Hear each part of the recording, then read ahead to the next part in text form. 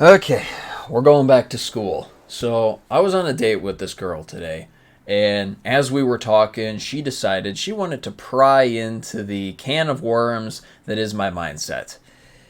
Yeah, that was that was a mistake she made. Maybe not a bad one, but I have a lot of mindsets. So what ended up happening was I started rambling on and on and on about different things. And one of the things I had talked about was this idea of stress and success, i.e., the amount of pressure you're willing to take on is directly correlated to the amount of success you will have in any and every area of life. This is a deeper rooted mindset of mine that I like to call Newton's third law and life. So far as I know, I've coined the term. Now, if you'll remember, Newton's third law states that for every action, there's an equal and opposite reaction. This is important. Think about how most people spend their lives. The people who end up broke, heartbroken, jaded, out of shape, all that sort of stuff. They spend their youth, or they spend a number of years engaging in hookup culture, going out and partying on the weekends, spending their money on frivolous things, most of which ends up being vapes, cigarettes, alcohol, sometimes drugs. They're eating like crap. They're not hitting the gym. They're engaging in all this pleasurable activity, having frivolous sex, getting drunk, getting drugged up and high, or whatever the hell, wasting all of their money on things they don't necessarily need, plunging themselves into credit card debt because they're front loading all of the pleasurable stuff. And then later down the line, when you stretch out that time horizon, what ends up happening is they're broke, they're heartbroken, they're out of shape, they're completely screwed because of decisions that they made. For every action, there is an equal and opposite reaction. Now flip that script. It's no secret whatsoever that anything worthwhile in this life, it takes work. It takes doing hard things to achieve it. Fitness would be an example. It takes a hell of a lot of discipline to not eat the junk food, a hell of a lot of discipline to go into the gym every day and do your thing. But the fruits of that labor are well worth it because the longevity of your health goes up and up and up.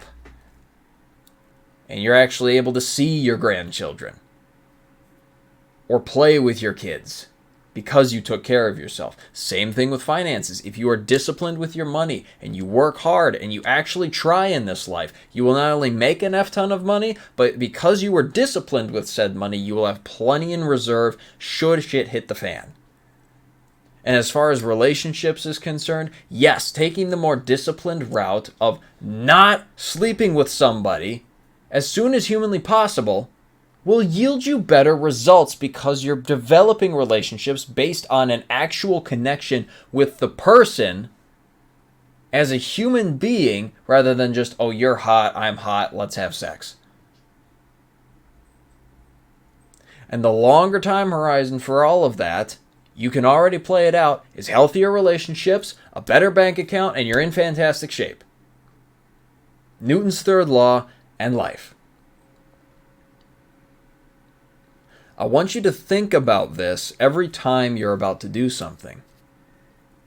If you're going to go out with every intention of getting hammered, stretch out the time horizon and think of the implications after the fact. Immediately after the fact, you're hungover. Immediately after the fact, your mind is not nearly as sharp for days afterwards.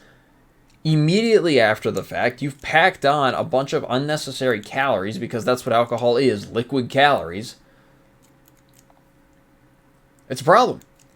Let's take hookup as an example. You want to think about that longer time horizon before you even think about sleeping with somebody. The best question to ask is, do you want to have kids with this person? I don't care if you're using contraceptives. Ask the question to yourself. And if the answer is no, why are you sleeping with them to begin with?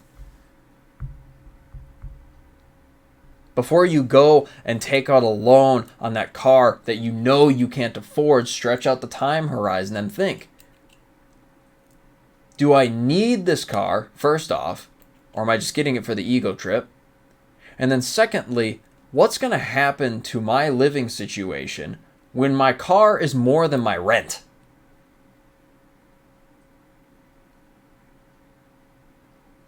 Newton's third law, and life.